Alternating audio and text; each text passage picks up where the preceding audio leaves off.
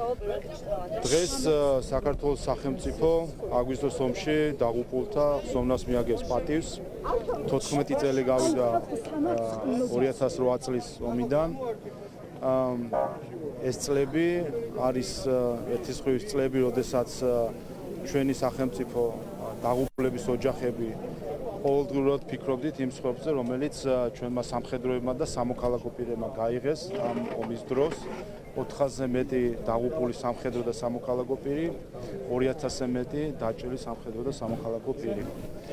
და ამ წლების განმავლობაში ჩვენ ხედავდით მათ შორის რუსული აგრესიის მზარდ ხასიათს. ჩვენ ნახეთ, რომ სამწუხაროდ იმის გამო, რომ სათანადო რეაგირება შესაძლოა თავის დროს 2008 წელს არ ქონდა საერთაშორისო საზოგადოებისგან. ნახეთ თუ რა მოხდა 2014 წელს უკრაინაში, ნახეთ როგორ გაგრძელდა ეს 2022 წელს უკრაინაში. ეს არის ერთი მთლიანი აგრესიის ნაწილი და მნიშვნელოვანი არის სწორედ ამ პერსპექტივიდან, ამ გადმოსახედიდან ჩვენ ვიცოდეთ თუ რამხელა რისკები არის საქართველოსთან დაკავშირებით რუსული აგრესიის მხრივ და სწორედ ამ რისკების გაცნობიერებით იმოქმედა ჩვენმა სახელმწიფომ. ბატონო შალვა, ზუსტად აი ამ რისკების გათვალისწინებით რამდენად მნიშვნელოვანია ბატონო შალვა, რომ ევროპული უსაფრთხოების ხოლგის ქვეშ იყოს საქართველო და მიიღოს კანდიდატის სტატუსი, რაც იქნება წინ გადადგმული ნაბიჯი და სულ უფრო მეტად ცოტა დრო რჩება იმ შეფასებამდე, რომელიც უნდა მოვისმინოთ ევროკომისიისგან. როგორია ამ შემთხვევაში?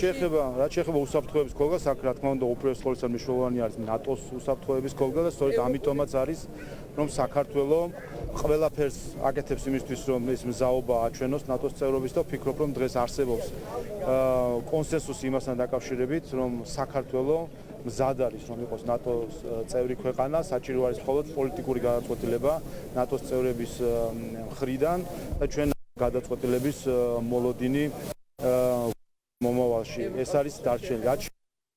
ეს არის უსაფრთხოებასთან ერთად უფრო მნიშვნელოვანი არის ეკონომიკური უსაფრთხოების ხოლგა და სწორედ ამისკენაც ისწრაფის ჩვენი ხელისუფლება და სწორედ ამიტომაც გაკეთდა განაცხადი ევროკავშირის წევრობაზე. აქაც ნახეთ ჩვენ ახლა მართალია მიდის რეკომენდაციები, მაგრამ ვფიქრობ, რომ აი რამდენიმე კვირა გავიდა მას შემდეგაც ევროპული გადაწყვეტილება. აქაც ვფიქრობ, რომ მეტნაკლებად თანხმობა არის მათ შორის ჩვენ უცხოელ კოლეგებს ველაპარაკებით, რომ საქართველოც იმსახურებდა, რომ მიეღო კანდიდატის სტატუსი ახლავე. პირობითობა, რომელიც სამივე ქვეყნის მიმართ იქნა გამოყენებული, ეს იყო პოზიცია ევროპული საბჭოში და თავარი ახლა ამ პირობებში.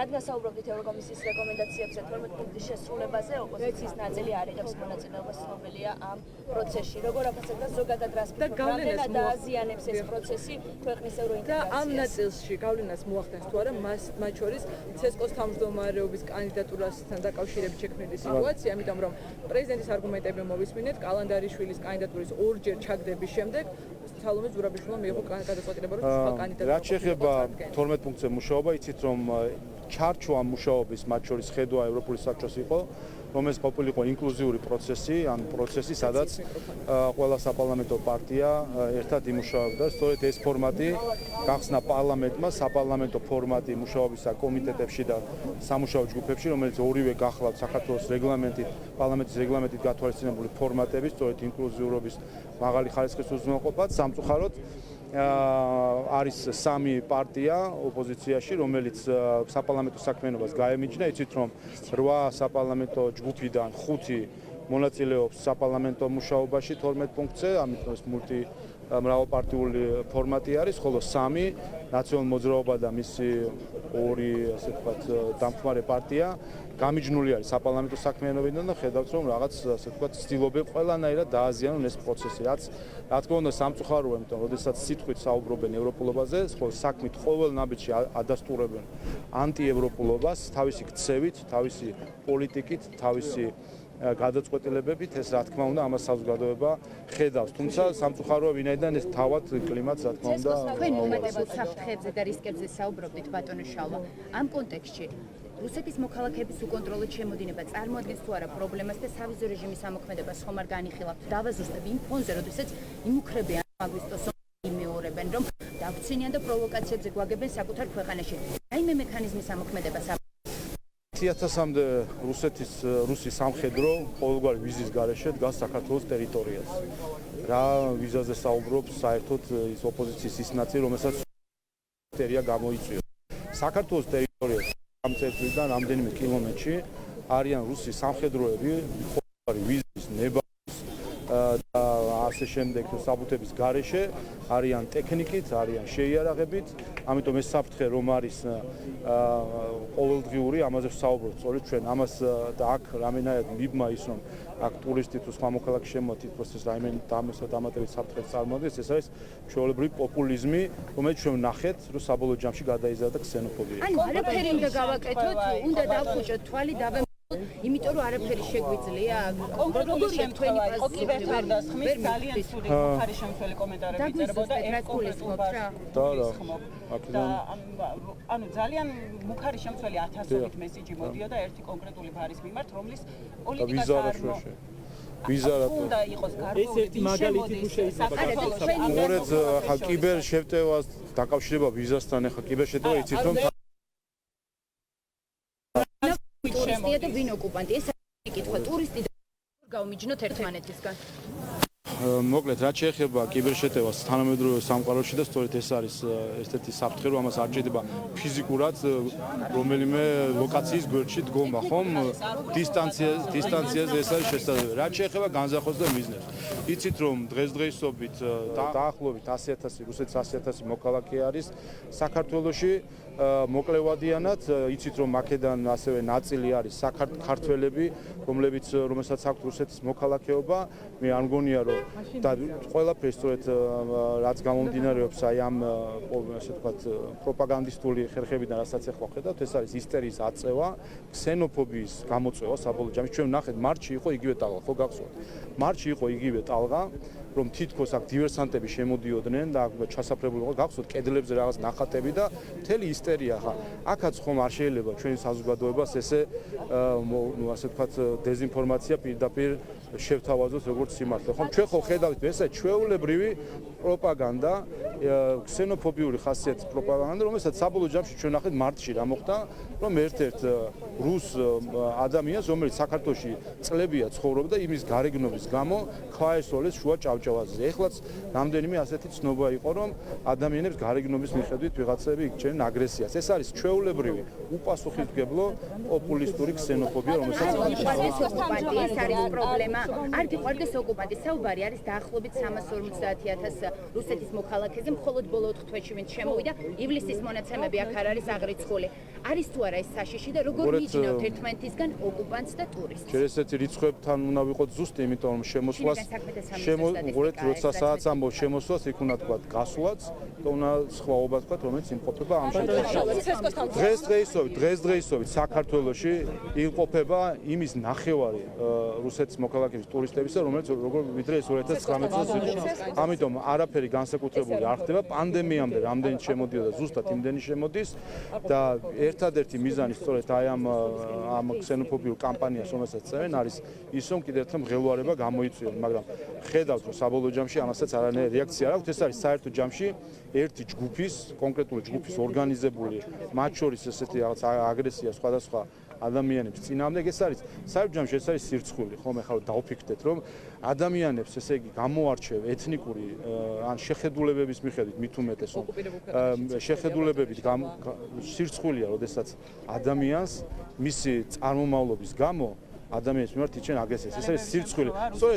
სწორედ დიახ, აი ეს არის სწორედ ქსენოფობია და რა გვინდა რომ ჩვენც ესეთ ქსენოფობები ვიყოთ. თქვენ გახსოვთ რაც მოხდა 2000 კიდევ ერთხელ ადამიანების გამორჩევა მათი ეთნიკურობის გამო არის ქსენოფობია. ეს არის უყურეთ, ეს არის იცით როგორი ელემენტარული ჭეშმარიტება, რომელიც სამწუხაროდ არ ესმის ჩვენი სამოქალაქო საზოგადოების ან ეგრეთ წოდებული NGO-ების გარკვეულ ნაწილს, რომელმაც მხოლოდ PowerPoint-ით იციან ადამიანის უფლებებზე საუბარი და სემინარებზე ყავის მიზნოს იციან ადამიანის უფლებებზე საუბარი და საქმეზე რომ მიდგება, დღეს რასაც ჩვენ ვაგა ისინი ან ჩუმად არიან და ამის წინააღმდეგ არაფერს არ ამბობენ. ან პირიქით თავად ახალისებენ ამ ქსენოფობიას. ეს არის სწორედ სამწუხაროდ. რაც შეეხება ერთი წამი ხესკოს თანამდებობის გაიგო. რაც მოდი ამასთან დაკავშირებითაც გეტყვით. საქართველოს ტერიტორიაზე შემოსვლას აქვს თავისი წესი. მათ შორის უვიზო შემოსვლა არ ნიშნავს უკონტროლო შემოსვლას. თქვენ იცით რომ საზღვარზე მესაზღვრეები იღებენ გადაწყვეტილებას ადამიანის შემოშვების ან არ შემოშვების შესახებ. სწორედ ეს არის კონტროლი, რომელსაც სახელმწიფო ახორციელებს. ამიტომ უვიზო მიმოსვლა არ ნიშნავს უკონტროლო მიმოსვლას და რა თქმა უნდა სახელმწიფო ამ კუთხით აკონტროლებს. ცენტრალური საჩხარის კომისიის თავმჯდომარეობის კანდიდატურასთან დაკავშირებით მოვისმინეთ თქვენი პოზიციები, მმართველი გუნდის პოზიციები, უბრალოდ წარდგენილ კანდიდატურასთან დაკავშირებით და მოვისმინეთ პრეზიდენტის არგუმენტიც, რატომ არა გიორგი კალანდარიშვილი. როდესაც საუბრობთ, რომ იქნება შესაბამისი პასუხი და სავარაუდოდ ჩავარდება ეს კანდიდატურა და გაურკვეველია გიორგი კალანდარიშვილი რატომ არ არის წარდგენილი. როდესაც თავის დროზე იყო წარდგენილი კალანდარიშვილი, მაშინ რატომ ჩააგდო მისი კანდიდატურა მმართველმა გუნდმა და რატომ მოხდა მხოლოდ 6 თვით მოვალეობის შემსრულებლად მისი არჩევა. უპირველეს ყოვლისა მინდა აღვნიშნო, რომ თავმჯდომარეს ჰქონდა მრავალ პარლამენტში, ისე არის თითქოს ახლა წარმოჩენა თითქოს მარტო ხალხაჭერა ჰქონდა, თუმცა 13-ისთვის არ იყო ეს საკმარისი. ვინაიდან ნაციონალურ მოძრაობა ხედავთ რომ მათ სხვა გეგმა აქვთ, აქ რადიკალური გეგმა სიტუაციის არის. რაც შეეხება ამ წარდგენის საკითხს, ჩემთვის ყველა პროტი არის შემდეგ, რომ თითქოს თავმჯდომარე ადამიანი, რომელიც ამ პოზიციაზე მათ შორის გამოიჩინა პროფესიონალიზმით, კეთილსინდისიერებით თავი და რომელიც წლები არის საჯარო სამსახურში, მის წინააღმდეგ მათ შორის წინა არჩევნების დროს იყო პირდაპირ დისკრედიტაციული კამპანია და სამწუხაროა, რომ პრეზიდენტმა თავისი ამ გადაწყვეტილებით, ამ დისკრედიტაციულ პრეზიდენტის მხრიდან საჯარო მოხელეების მიმართ, რომ ფასდება რა კეთილსინდისიერება არამედ გადაწყვეტილებები მიიღება იმის დამეხმარებით თუ პოლიტიკურად ჩათვლის ვინმე ამ საჭიროთან არ არსებობს არც ერთი ხას უსვავ არც ერთი გახსოვთ თქვენ წინა არჩევნების დროს ინტერვიუების პოზიციაც იღებდა სამაში არ არსებობს არც ერთი რაიმე შენიშვნა მოქმედი თავმჯდომარის მიმართ ოპოზიციის მხრიდანაც კი რომელიც მის კეთილსინდისიერებაში მის პროფესიონალ ხელშეიტანა სამწუხარო ხელშეიტანდა ეჭვდა სამწუხარო პრეზიდენტმა ამით საჯარო საჯარო მოხელეს და ანახა რომ მათი პროფესიონალიზმი და მათ კეთილსინდისიერებას ამ ხრივ დაფასება არ არის. ეს ხომ აქ ძალიან გთხოვთ რუსულ მედიაში ვრცელდება კადრები რომ რუსეთის მხარეს აქვს ქართველი სამხედროების პირადი მონაცემები რუსული მედია აღწერებს ამ ინფორმაციას თუ ვიცით ამ ცნობის შესახებ და რას აკეთებს საქართველოს ხელისუფლება. რა უნდა გავაკეთოთ თუ ეს ნამდვილად ასეა თუ ეს ნამდვილად ასეა და ეს მონაცემები ვრცელდება ის ხო საიდუმლოებაა. თუ ხარ უნდა ვისაუბროთ არც მენი არ ვიცი. როცა გავიგებ შემდეგ კითხე და მე გეკითხე. ომის თარიღს უნდა გითხოთ რატომ გეკითხებით ამასაც გეტყვით. ჩემი ბევრი მეგობარი ალბათ თქვენს გეყოლებათ მინიმუმ ერთი ნაცნობი რომელიც 7 აგვისტოს გახდა იძულებული რომ დაეტოვებინა საკუთარი სახლი 2008 წელს. რატომ ამბობთ რომ დაიწყო ომი 8 აგვისტოს? ამას ხომ ამბობს ოკუპანტი ქვეყანა. თქვენ რატომ იმეორებთ? აი ესეც ხომ აქაც მნიშვნელოვანია რომ ყველა იყოს გულწრფელი. მით უმეტეს, როდესაც საქმე ეხება ომს, საქმე ეხება ადამიანების დაკარგულ სიცოცხლეს. დღეს ჩვენ აღნიშნავთ აგვისტოს ომში დაღუპულ ადამიანთა ხსოვნის დღეს. ამ დღეს ჩვენ აღნიშნავთ ბოლო 13 წელია უკვე. ყველა ხელისუფლების დროს. მათ შორის ნაციონალურ მოძრაობა სანამ ის ხელისუფლებაში იყო, ყოველ წელს სწორედ 8 აგვისტოს მიაგებდა პატივს აგვისტოს ომში დაღუპულებს. ყოველ წელს ეს 2009-ში, 10-ში, 11-ში, 12-ში, 13-ში, 14-ში ყოველ წელს ნაციონალურ მოძრაობაც მიაგებდა პასუხს მანამ სანამ ისინი იყვნენ ხელისუფლებაში, ან მანამ პრეზიდენტი იყო მიხეილ სააკაშვილი. ამის შემდეგაც სამივე პრეზიდენტი სწორედ 8 აგვისტოს მიაგებდა პასუხს და ეს გახლავთ მიაგებდა პატივს აგვისტოს ომში გარდაცვლილებს. ეს გახლავთ სახელმწიფო მნიშვნელობის ღონისძიება, რომელიც სწორედ ამ და მათ შორის ტრადიცია ვინაიდან დღესაც ხედავთ რომ ეს არის ის თარიღი რომელთაც გაიზარდნენ მთელი თაობა სკოლაში, როდესაც ბავშვები სწორედ 8 აგვისტოს მიაგებდნენ პასუხს გარდაცვლილებს. ეს არის ის თარიღი 8 აგვისტო, როდესაც დაღუპულების ოჯახები მიუხედავად იმისა, მათი შვილები 8-ში დაიღუპნენ, 9-ში თუ 10-ში, სწორედ 8 აგვისტოს მიაგებდნენ პასუხს. ეს არის ის თარიღი, მიაგებდნენ პატივს უკაცრავად და ეს არის ის თარიღი, რომელიც ბოლო 13 წლის განმავლობაში, რომელსაც სახელმწიფო ოფიციალურად სწორედ პატივის მისაღებად აწესებს და სწორედ დღეს გახლავთ გლოვის დღე და დღეს არის დროშები დაშვებული. ამიტომ აქ მინდა ერთი რამე ხაზი გავუსვათ.